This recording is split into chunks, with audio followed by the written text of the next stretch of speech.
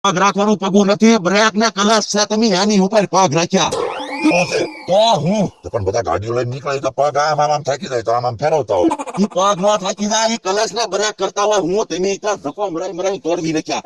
અરે બકુડા હેઠા ઉતરતા તારે એને શીખવાની છે. આ હું તમે મોટર શીખી દઉં, કોઈને પગાર તો ન દેવો પડે. શીખો બીજું હું. બકુડા મને બેહવા જાવ તો મારી થાકી ગયો.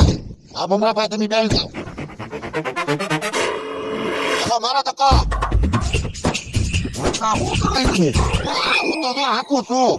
મારો ને ધક્કો મમરાભાઈ બેસી ગયા. વધી ગયો. હાલ મારતો તો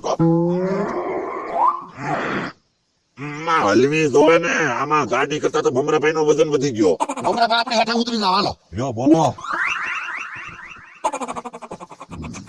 યો હાલો. હાલો મારો ધક્કો.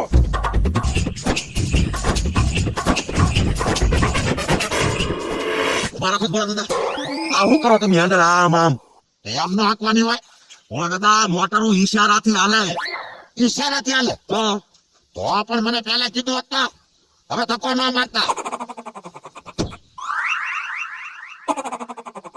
એ હું કરવા પડે દાદા? એ મોટર ને ઈશારા કરવો. મમરાભાઈએ તો કીધું ઈશારાથી મોટર હાલે.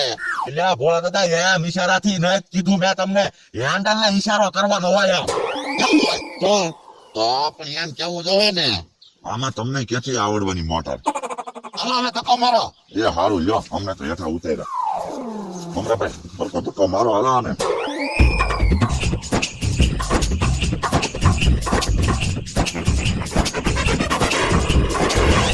સીધા ખાડામાં